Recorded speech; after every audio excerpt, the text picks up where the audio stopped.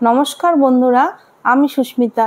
আপনাদের সবাইকে স্বাগত জানিয়ে শুরু করছি আজকের রেসিপি বাটি কেক। আজকে এক বাটি গরম দুধ দিয়ে নরম তুলতুলে দারুণ স্বাদের স্পঞ্জি কেক বানিয়ে দেখাবো। আপনারা বাড়িতে খুব সহজেই এই কেকটি বানিয়ে খেতে পারবেন। রান্নার স্টিলের বাটিতে খুব সহজেই বানানো যায়। দেখুন কতটা নরম তুলতুলে হয়েছে। প্রথমে একটি বাটি নিয়ে এক বাটি গরম দুধ দিয়ে দিলাম। ওর মধ্যে 1.5 বাটি ময়দা দিয়ে দিচ্ছি। এখন আমি ময়দা আর দুধ খুব ভালো করে মিশিয়ে নেব। প্রায় 2 থেকে 3 মিনিট ধরে ফেটিয়ে নেব। এবার হাফ বাটি চিনির গুঁড়ো দিয়ে দিলাম আর হাফ বাটি সাদা তেল ঢেলে দিচ্ছি। এরপর 2টো ডিম দিলাম। এবার হাফ চামচ বেকিং পাউডার আর 4 ভাগের 1 ভাগ বেকিং সোডা দিয়ে দিচ্ছি। এবার কয়েক ফোঁটা ভ্যানিলা দিলাম সেন্টের জন্য। এখন এই সবগুলো খুব ভালো করে ফেটিয়ে নিতে হবে 4 থেকে 5 মিনিট।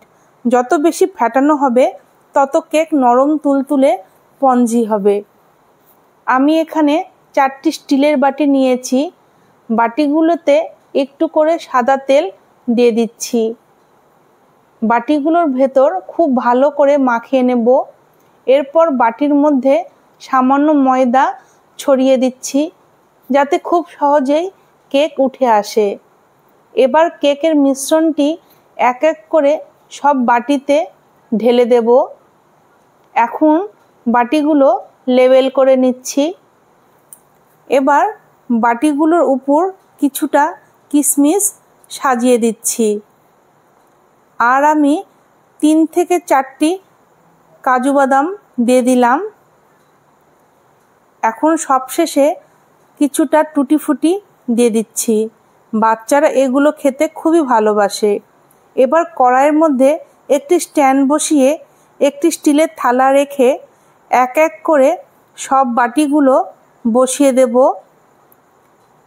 এরপর একটি ঢাকা দিয়ে রেখে গ্যাস লোতে দেব 35 থেকে 40 মিনিট।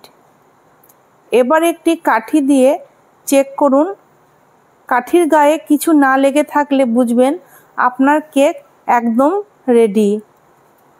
এখন কিছুক্ষণ পর কেক ঠান্ডা করে চাকু দিয়ে বাটির চারদিক ঘুরিয়ে হাতের তালুর উপর বাটিটি রেখে একটু থাবা দিলেই কেক বেরিয়ে আসবে।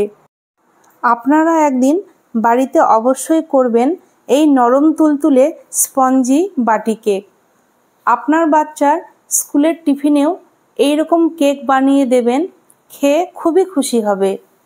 আমার এই ভিডিওটি ভালো লেগে থাকলে একটি লাইক, কমেন্ট, সাবস্ক্রাইব করে আর বেল আইকনটি প্রেস করে আমার পাশে থাকবেন। আপনাদের খেয়ে কেমন লাগলো অবশ্যই কমেন্ট বক্সে জানাবেন। খুবই শিগগিরই দেখা হচ্ছে বন্ধুরা। তবে আজকের মতো আসি। টাটা।